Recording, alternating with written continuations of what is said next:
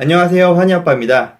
오늘도 역시 고영성 작가님의 저서죠. 부모 공부를 통해서 제 의견도 말씀드리고 책 내용 중에 제가 여러분들에게 꼭 소개해드리고 싶은 내용을 토대로 간단하게 설명드리는 시간 갖도록 하겠습니다. 오늘은 바로 아이들의 자제력을 키우는 방법에 대해서 설명드리는 시간 갖도록 할 거고요. 우선은 자제력이란 무엇인가부터 설명드리도록 하겠습니다. 자제력은 이제 자기의 감정이나 어떠한 욕구 이런 부분들을 스스로 통제하고 억제하는 힘을 말하는데요. 즉 어떠한 충동이나 욕구를 잘 견뎌내고 참는 이러한 행동을 말하죠. 어떻게 보면 저를 포함해서 정말 다 큰 성인들도 어떠한 상황에서는 정말 자제력을 유지하기가 쉽지 않은데요. 이렇게 성인도 힘든 거를 아이들을 보고 자제력을 유지하고 심지어 자제력을 키우라고 하는 거 보면은 굉장히 쉽지 않을 것 같다는 생각이 들 수 있어요. 하지만 한 가지 실험을 생각하면은 오히려 그래 나도 자제력을 충분히 키울 수 있겠구나 라고 생각이 바뀔 수도 있을 것 같습니다. 그 실험은 바로 여러분들도 다 아실 거예요. 마시멜로 실험이라고 굉장히 유명한 실험이죠.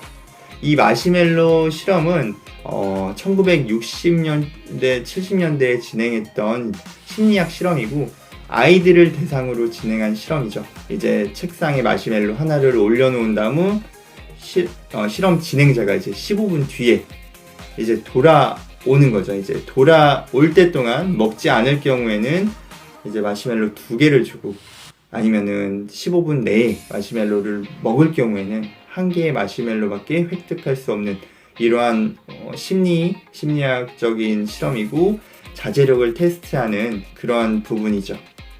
마시멜로 실험 당시에 많은 사람들은 아이들의 자제력은 정말 어떻게 보면 거의 없다고 판단을 많이 했고요. 그렇기 때문에 이 실험 결과는 대부분 이제 15분을 버티지 못하고 대부분의 아이들이 아마 마시멜로를 먹을 것이다 라고 예상을 했습니다. 하지만 실질적으로 실험을 진행해 봤더니 생각보다 많은 아이들이 마시멜로를 이제 보고도 자제력을 발휘하거나 아니면 어떤 다른 방법을 통해서 15분을 버텨냈고 심지어 한 번이 아닌 몇 번을 계속 반복해도 2개의 마시멜로를 획득하는 아이들이 있었습니다.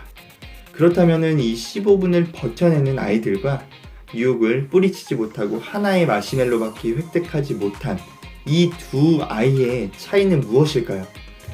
그 당시의 아이들의 심리 상태일 수도 있고 부모의 양육 방식, 유전적인 성향, 다양한 이유가 있을 수 있겠지만 결정적인 차이는 바로 환경 설정 차이입니다.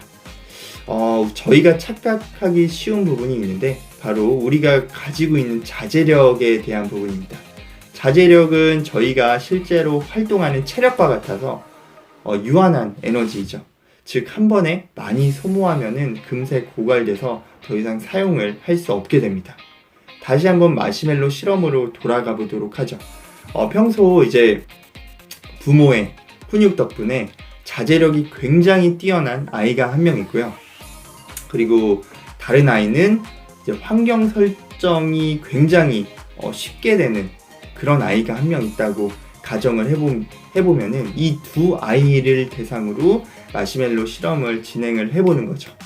이제 첫 번째 15분을 기다리는 동안 두 아이는 한 명은 이제 자제력을 발휘하고 한 명은 환경 설정을 발휘해서 이제 2개의 마시멜로를 획득할 것입니다. 하지만 이제 2번째, 3번째, 4번째, 5번째 실험을 지속했을 때는 자제력만 갖고 있는 아이는 이제 자제력이 점점 고갈돼서 자제력이 바닥나면은 바닥날 경우에는 마시멜로를 책상 위에 있는 마시멜로를 먹을 확률이 높다는 거죠. 반면에 환경 설정이 가능한 아이는 이 실험을 몇십 번을 반복해도 지속해서 이 15분을 버텨낼 것이고 이제 2개의 마시멜로를 획득할 수 있을 것입니다. 대체 그러면 이 환경 설정이란 뭐길래 이런 자제력보다 훨씬 더 뛰어날까 이렇게 강한 뭐 자제력이 어떻게 발생될까라고 이제 생각이 들 수 있는데요. 환경 설정은 하지만 이제 자제력을 강하게 만드는 게 아니고 그저 마시멜로 자체를 무시하는 환경을 만드는 것 뿐입니다. 예를 들어서 마시멜로를 뭐 플라스틱이나 그림 아니면 뭐 다른 모형으로 상상을 하거나 아예 처음부터 마시멜로는 없었던 것처럼 자신이 이제 상상해서 그 환경 설정을 만든다는 거죠. 그렇게 되면 이제 뭐 유혹이나 충동적인 이런 상황 자체를 자제하는 게 아니고 우회하는 이런 어떻게 보면은 좀 편법 아닌 편법이 되는 거죠. 때문에 이제 적절한 환경 설정을 하면은 마치 옆에서 봤을 때는 무한한 자제력을 가진 아이처럼 보이게 된다는 거죠. 물론 이제 최근 연구 결과에 따르면은 마시멜로 실험 중에 기존의 두 그룹 간에 뭐 나중에 뭐 자제력이 뭐 많은 사람과 적은 사람의 향후 성공 관계에 대해서는 큰 상관관계가 이제 나타나지 않았다고 합니다. 하지만 이 실험에 어떻게 보면 시사하는 자제력에 대한 맥락은 달라진 게 전혀 없고요. 이제 환경에 영향을 미친다는 결론은 동일합니다. 때문에 저희는 이제 우리의 아이들에게 자제력을 길러주는 것은 물론이고 자제력 소모 없이 유혹을 극복할 수 있는 환경 설정을 만들어주는 것도 굉장히 중요합니다.